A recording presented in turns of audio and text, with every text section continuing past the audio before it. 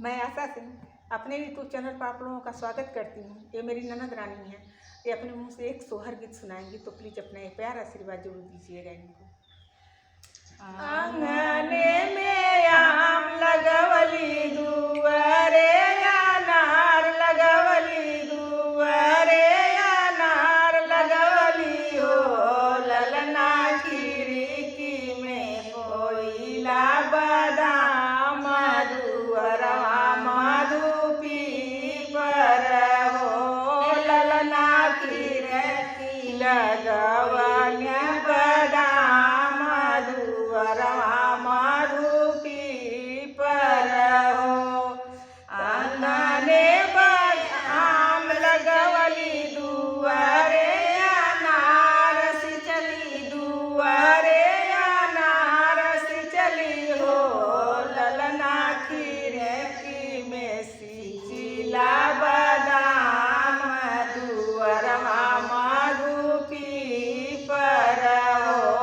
ललना खिड़की में सिचली बादाम दुअरवा मधु पीपर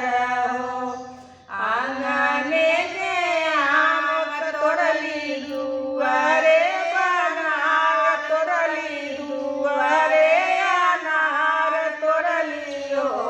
ललना खिड़की में तोड़िला बादाम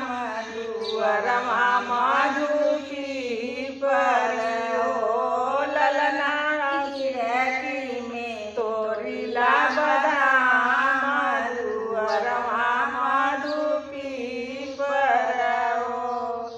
आंगने में सास नाचे दुआरे जेठान नाचे दुआरे जेठान नाचे हो